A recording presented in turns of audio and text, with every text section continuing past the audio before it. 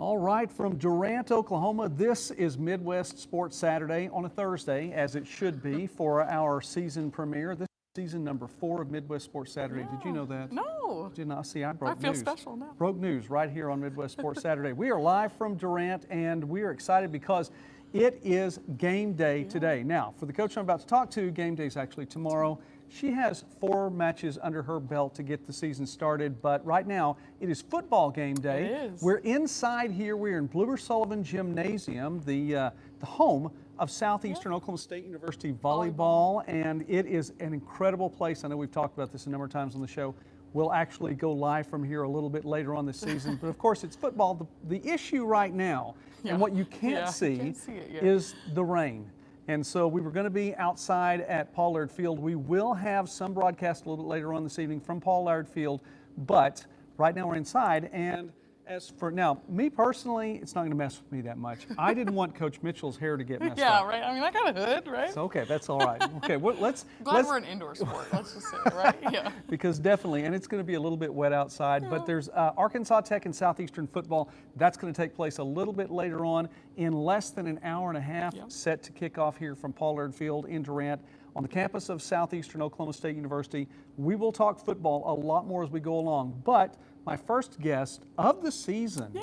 What an honor. I know. Thank you very much. Okay. Is Nicole Solo-Mitchell, who is the volleyball coach here at Southeastern. Now, Coach, I have to tell you, we've been talking here on the channel 2 or 3 weeks now about volleyball. NAIA volleyball to get started. I actually have some notes for NAIA volleyball for a little bit later on. But you have Division II volleyball, which got underway last weekend. How did that go? You all were out in West Texas, Odessa. Odessa. Yeah.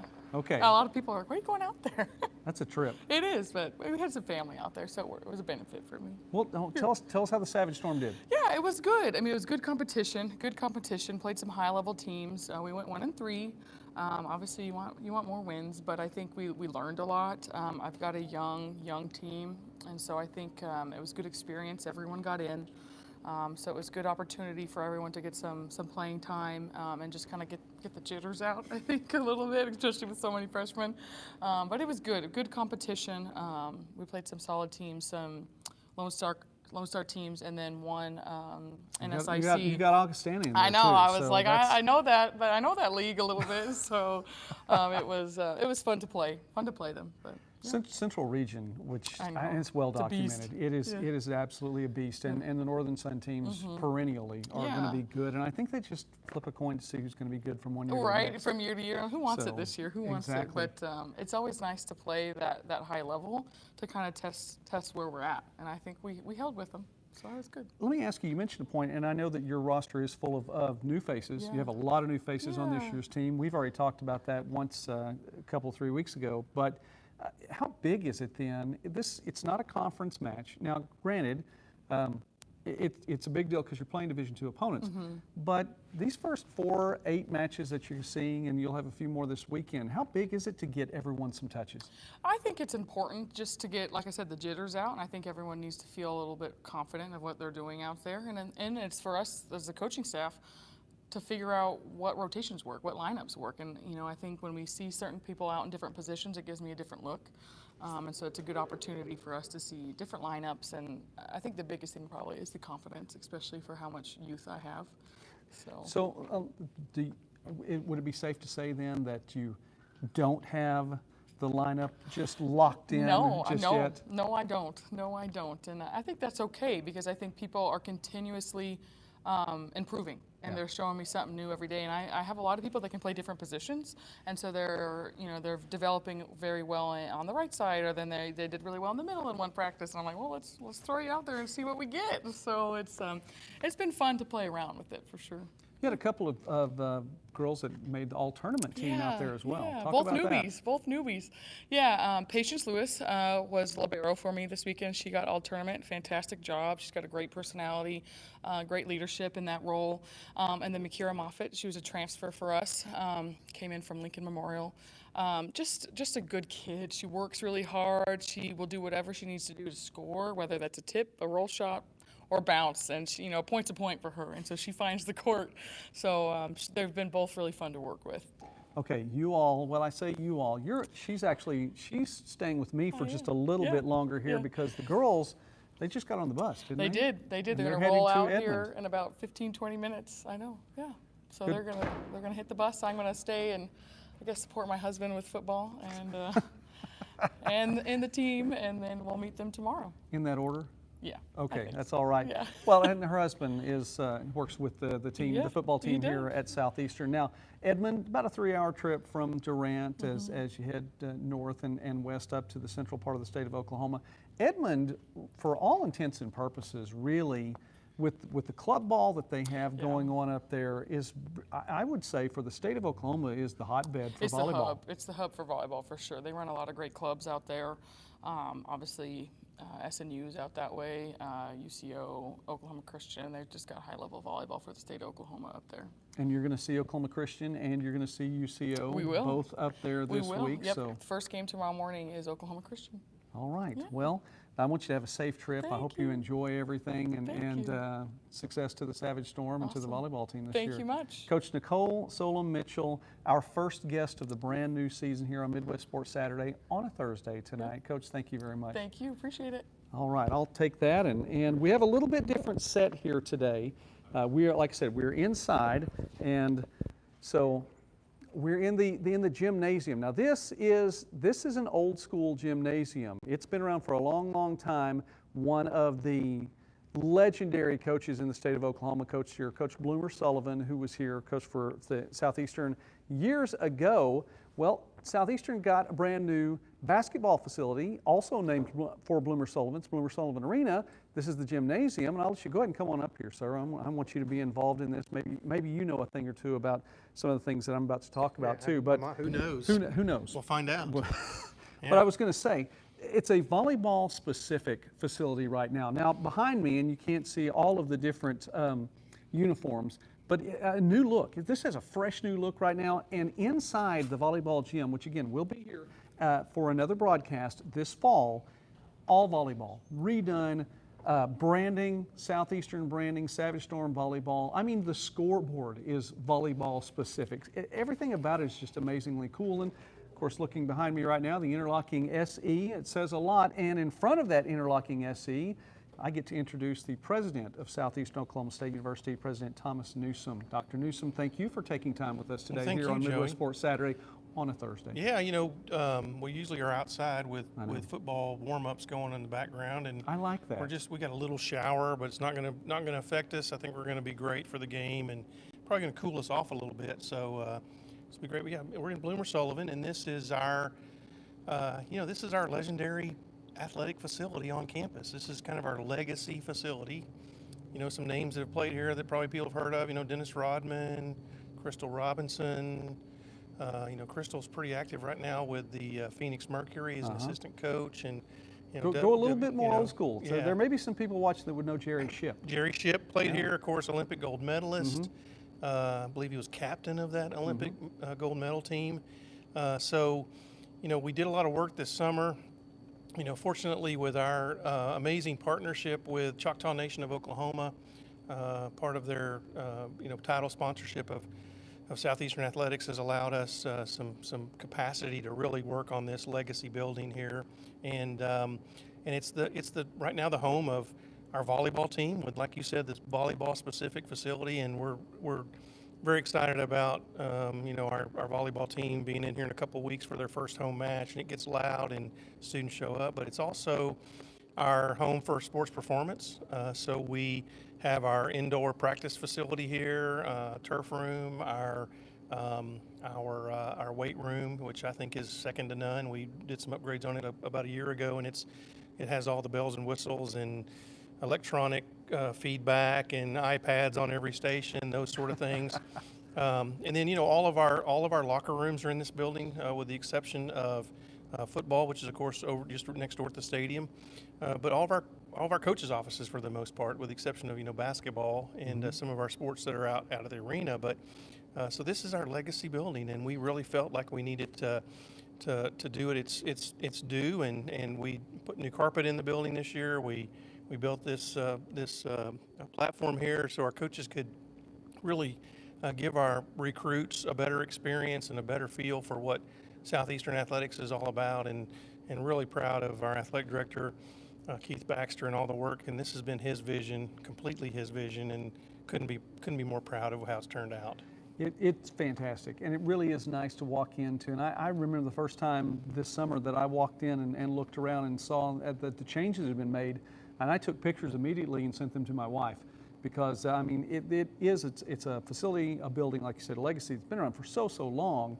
The updates are fantastic, but they don't take away from the legacy at all. They just bring it into where we are right now, 2022, but it honors everything that's in the past. We're here on Midwest Sports Saturday on a Thursday. If you're just tuning in, thank you all for watching tonight. Please like this video and please subscribe. We would appreciate that. It really does help the channel.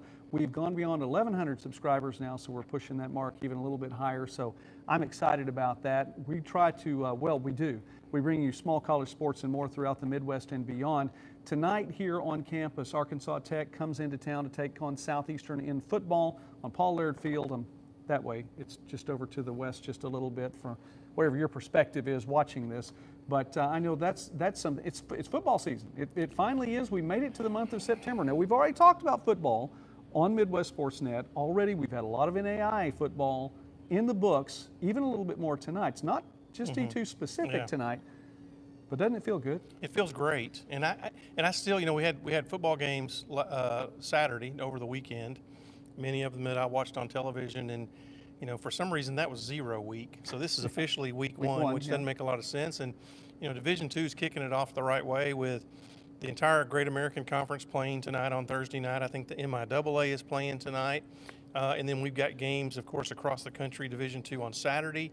There's some games on Sunday, and I think there's even a couple of Division II games on Monday. So it's going to be a full weekend of Division II football, in addition to all of the national televised games that you see. I think Penn State Purdue is tonight, and there's some others. So it's football season is here, and we couldn't be more excited. That school up in Stillwater. That's right. Go Pokes. Yeah.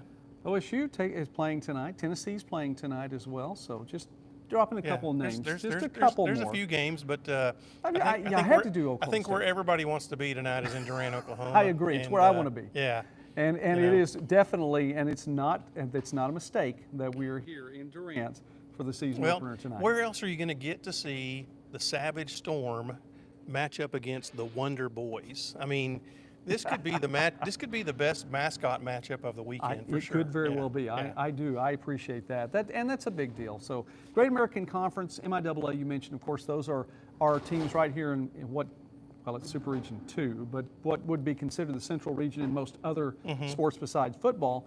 But there are a number of other conferences that have the Thursday night games going on tonight. And I'll mention one really quickly, and I know you're familiar with both of these names here, but Kaiser out of Florida, a relatively new football program, and they just have it going on right now. Number 7 team in the NAIA taking on and traveling to Valdosta State, the number 3 team, and defending national runners-up in Division II. So that's a big matchup tonight across these two national affiliations. And there's a lot of pundits out there that are saying Valdosta might be actually the odds-on favorite to win the national championship this year. I wouldn't go against new head coach. Yeah, new head coach, but they've got a lot of tools. They've got a lot of players coming back, and Kaiser's an interesting story because they're fairly new to athletics. They're fairly new to football, and have already built a very reputable, nationally ranked NAIA team. And I think probably of all the Division II games tonight, other than the one here that's happening at Paul Laird Field, and I'm biased.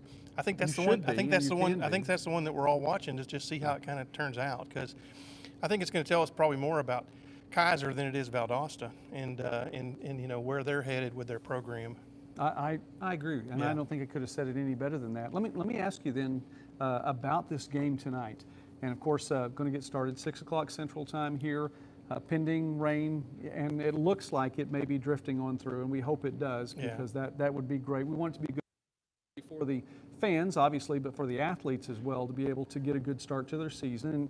And I know at least for the folks here in Durant, they've not been practicing in a lot of rain lately. So, it's funny. It's a new element. I was talking to somebody today, and we pray for rain. We wish for rain. We hope for rain, especially over the last few months, because it's been a very hot, dry summer.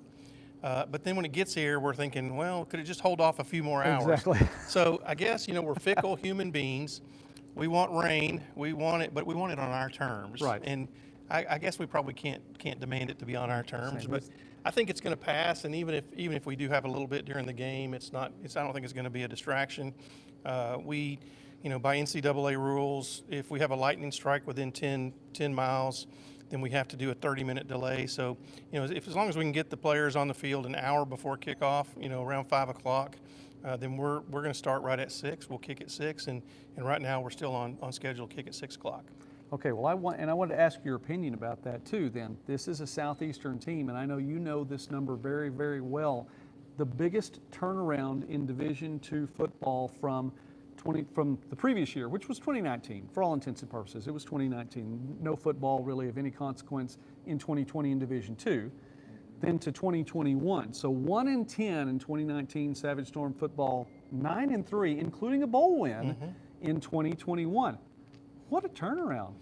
Yeah, great turnaround, and it's just been fantastic for our alumni and our students and our faculty and staff to be able to enjoy that. But more than anything, it really is, all the credit goes to our athletic department and to our great staff of coaches. Tyler Fenwick and his staff of coaches are just really doing a great job with not only what we're producing in terms of success on the field, but success with our students who are getting degrees and graduating. A number of them, because of COVID eligibility extensions, are going to leave here with 2 degrees and go and do amazing, wonderful things. And that really, I like to win. We buy scoreboards. We spend a lot of money on them because we keep score, and we all like to win. But at the end of the day, we want to have student athletes who have an amazing student-athlete experience, amazing experience in the classroom, are successful both in the classroom and on the field, and then leave Southeastern prepared to do great things in life. And we have coaches across our athletic department, and Keith Baxter and his staff, that's what they're focused on more than anything. And I truly believe if you do that, then the wins will take care of themselves. And I think that's part of what happened with us last year. But we got a team that's determined this year, and they're excited. And we'll just we'll kick it off at 6 and see where it goes. A lot of the same names and faces. Yeah. So that should be big. All right, let me ask you one last question. Dr. Thomas Newsome, who is the president of Southeastern Oklahoma State University, your prediction? I mean, you're not calling the game, so you're not going to go Kirk Herbstreit on me. So I'm asking for a prediction. My prediction is that we put on a great show between these two teams, that we emerge from this game, healthy and safe, and that our fans have a great experience and can go home and get home safely and come back in a couple of weeks when we play at home again. And I just want everybody to have a great experience out there tonight. We'll just see where it goes. I like that prediction. I'll take it. I like it a lot. Dr. Thomas Newsome, right. thank you, Thanks, sir. sir. Thank you very much. All right. And, listen, it is a fantastic night. It's a great day for everything around here. Of course, it's game day. This is what we've been pushing for all this time. We've had so many college football previews on the channel coming up into today and building up toward today. And again, NAIA football already, August 25th, Thursday night games. We talked about those, got to talk about August 27th, the first Saturday of the season. Here we are, another Thursday night, just 5 days later, September 1st. We've gone into the month of September. I want to take this time also to wish a happy birthday to my firstborn daughter, Jacelyn Rain. She is 27 years old today. Happy birthday, precious. I love you.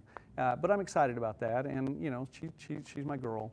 And she's been with me on a lot of these trips too. How many trips that we've taken where when I was coaching or broadcasting or whatever the case may be. She's around somewhere today, and if you're watching, then precious, happy birthday to you. But we're in the month of September now, and it is time. It is absolutely time to be talking about what we're talking about now. So let's get right into something here really quickly, and we may get a chance to have one more visitor before the evening is over with. We will be broadcasting also live from Paul Laird Field a little bit later on. Just didn't want to get the equipment all out in the rain today and mess up Coach Mitchell's hair, so that was a big part of that. Talking about the top 25, lots of top 25 action in the NAI. Let's go back to NAI for just a moment. We'll talk a little D2 here again, and even NAI volleyball. Brief mention of NAI volleyball tonight as well. Something I wanted to mention, something that's been on my mind a little bit over the course of the last 24 plus hours. Big game, no question, no two ways around it. Biggest game of the weekend, tomorrow, number 1 morning, number 3 Northwestern. The Red Raiders are heading to Sioux City to take on Morningside, and both teams are playing their season opener. Obviously, this is a big deal. Joe Dolanchek has come back. Blake Fryer taking over the reins officially now, not just part-time, but officially at Northwestern. So it's a headline game, number 1 versus number 3, first game of the season. Very likely, as it has been in recent years, a preview of a playoff matchup as well. So we could be seeing that here in week 1. Big, big game. And for folks at NAI F-ball, I told you we'd mention it. I told you this would be something that's right up there near the top, and it is. So Morningside, Northwestern, if you have a way to watch this game, watch this game. It's going to be worth your time on Saturday. Now let me talk about a couple of Thursday games here. We did mention one a little bit earlier. This one's a big one tonight from Valdosta, Georgia. It's going to be Kaiser taking on Valdosta. Now Kaiser came away with a big victory last week as well. Marquise Burgess, good job on the ground. They pick up the win, solid defensive effort as well. Kaiser 1-0 going on the road to Valdosta State. Now, as Dr. Newsome mentioned, could be one of the preseason favorites overall to take the title in D2. I'm sure there are a lot of folks at Ferris State that would like to say otherwise. However, Valdosta State, number 3 in the preseason rankings, they're hosting Kaiser, and that is a game tonight. We'll give you information on that a little bit later on. One of the game tonight is also an NAI versus Division II game, as Dickinson State, number 16 in the country, season opener tonight, hosting Black Hills State. North Dakota, South Dakota matchup there, and Black Hills State Division II. Black Hills State hosted this matchup last year, and it was a home and away now, so this is the second game of the back and forth. The game's going to go on a hiatus for a little bit next year. Black Hills State has a couple of other teams they're going to be putting in the pre-RMAC schedule, but tonight it will be Dickinson State and Black Hills State. Again, we'll give you information from that game a little bit later on. As it is now, let's go through the NAI, talk about some top 25 teams as well. Grandview, number 2, big win last week over Central Methodist, taking on Benedictine, hosting Benedictine, and the Ravens coming in 1-0. Vikings 1-0 as well. Hard matchup there. Number 4, Lindsey Wilson goes on the road at Union, and the Blue Raiders 1-0 on the season. New coaching staff there and come away with a win. Number 5, Marion and Concordia, number 6. Both teams from the mid-states. Both teams picked up near the top of that league. Both teams playing in their season openers on Saturday. Marion hosting Madonna, who already has a loss. Concordia is going to be at Stetson. Number 8, Southwestern from Kansas, season opener at Ottawa on Saturday. Number 9, Reinhardt had the win last week on Thursday, just a week ago. An opportunity to take on a Wildcats team tonight, and they're hosting Bethel tonight. No, that is Saturday. Sorry, hosting Bethel on Saturday. Both teams 1-0. Wildcats, team that could be one to watch, especially if Bethel comes away with a victory against Reinhardt. And that would be on the road as well. Ottawa, OUAZ, season opener, taking on Lyon, a Sooner Athletic Conference matchup, and the Scots with a win last week. Doubled up on Missouri Baptist 24-12, and actually held the Spartans out of the end zone. 12 points for Missouri Baptist, all by way of field goal. 24-12, the victory for Lyon last week, and they are they are hosting OUAZ. St. Xavier at Indianapolis. That is an NAI D2 matchup that will take place on Saturday. Friends gets the big victory, the come-from-behind victory at Oklahoma Panhandle, 1-0 on the year, and they are going to be on the road at Kansas Wesleyan. Now, programming note, everything as it all works out as it should. Midwest Sports Saturday next weekend. We are supposed to be in Wichita as Friends will be at home for the first time this season, taking on Bethel. So there's a programming note there. Baker at William Penn. Wildcats got the victory last week, and they're on the road taking on the Statesmen. William Penn 0-1 on the year. Indiana Wesleyan at Valparaiso. Now this is not just an NAI versus D2 game, it's an NAI versus FCS game. And last year, Valparaiso went to Indiana Wesleyan, and the Wildcats got the win. So returning the favor IWU on the road. That's on Saturday at Valpo. Number 15, Georgetown. First win in the Chris Oliver era for the Tigers. They are hosting Bluefield. Bluefield with a big win on the road at Thomas More last week. Had to come from pretty far behind in the first half. They do come back, and then they held off the Saints at the very end. This could be as big a matchup in the NAI as any this weekend, so be watching that one as well. We mentioned Dickinson State, Montana Western, 0-1, and mild upset at Carroll last week, maybe? I don't know.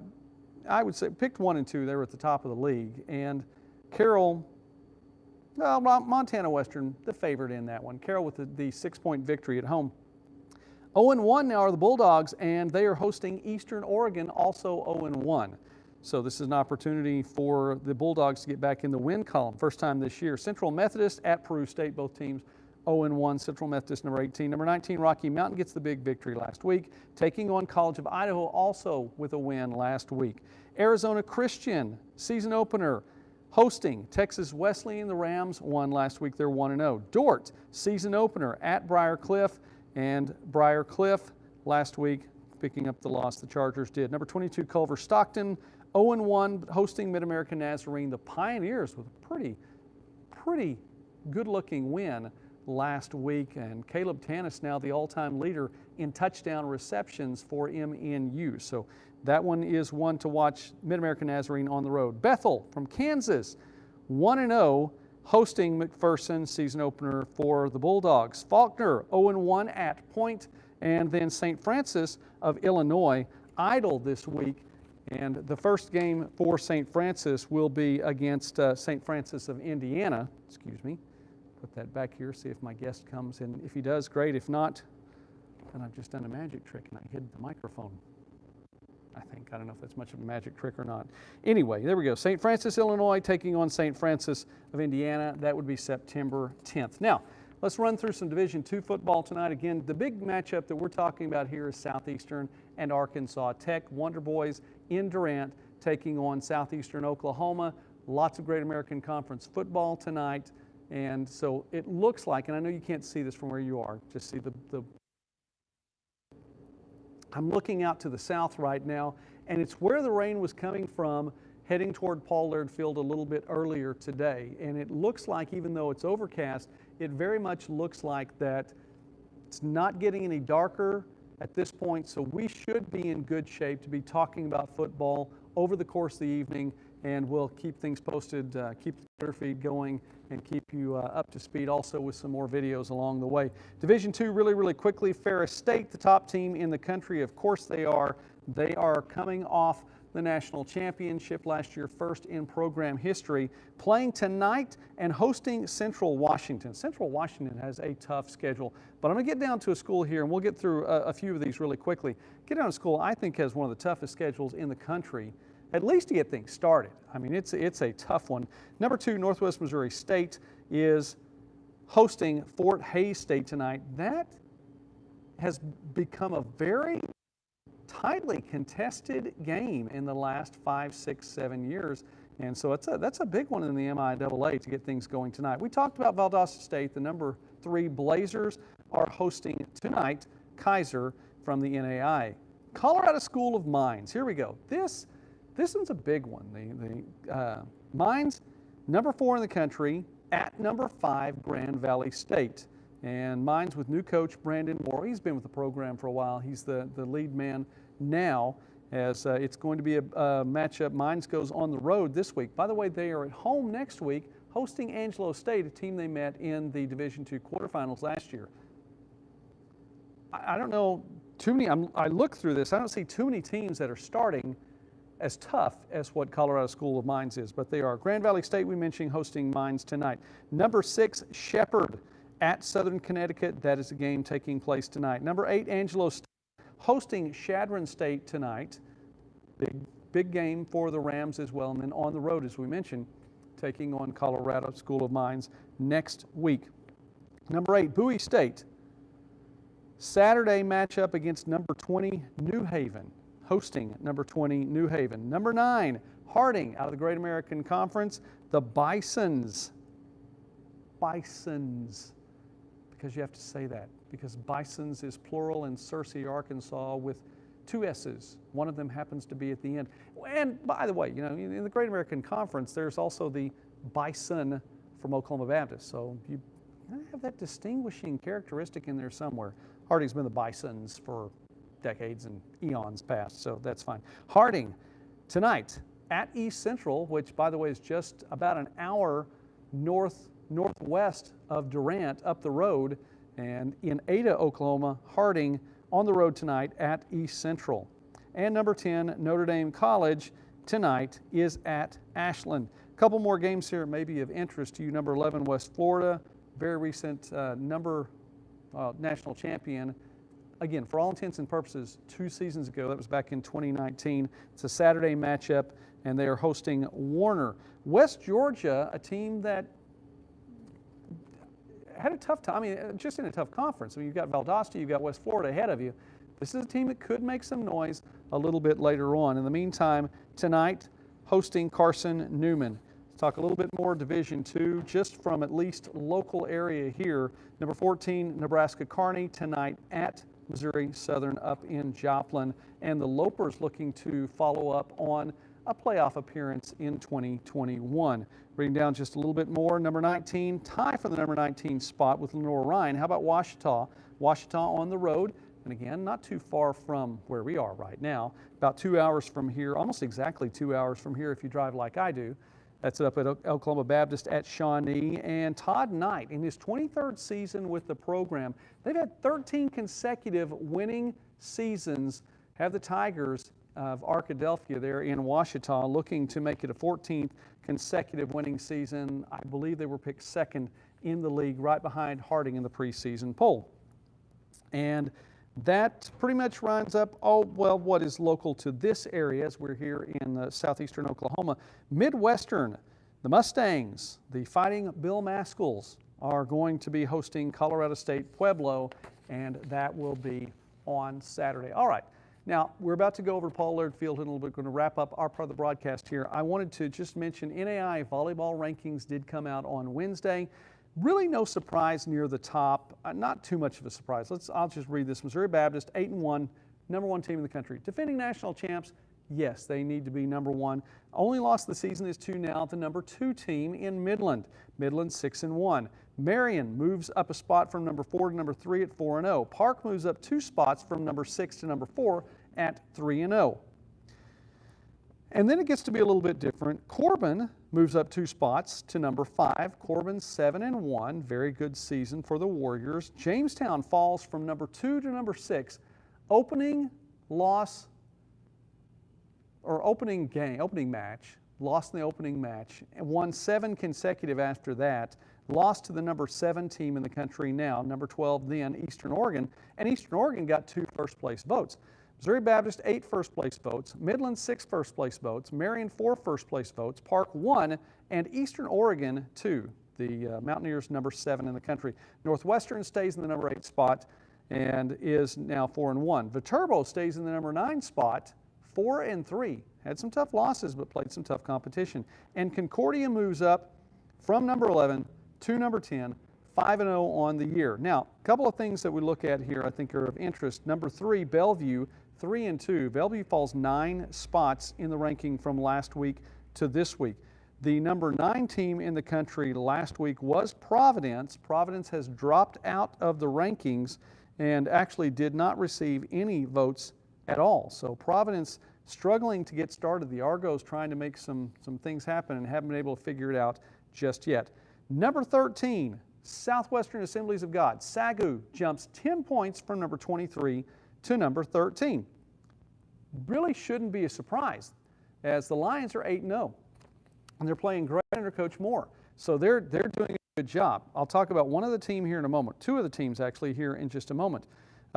Teams that jumped into the rankings. I told you watch out for Vanguard, and they are 6-3 right now, are the Lions. Vanguard, the highest ranked team to jump into the top 25. Vanguard in at number 19, Carroll at number 20, Texas Wesleyan at number 21, Southern Oregon at number 22, and Mount Vernon Nazarene at number 25. Those are teams that moved up, or that moved into the top 25. Dordt went 2-2. Now, don't get me wrong, GPAC's a very tough conference. And the Defenders are a very tough program. Went 2-2, moved up from 24 to number 23. So thought that was an interesting change right there. Ottawa of Arizona fell from 17 to 24. Here are the other two teams I'd wanted to bring to your attention. We've already talked about Kaiser, and Kaiser is number 35. If you were counting, if you were getting past the 25 and the teams that received votes, it would be the equivalent of number 35. Kaiser 10-2 on the year.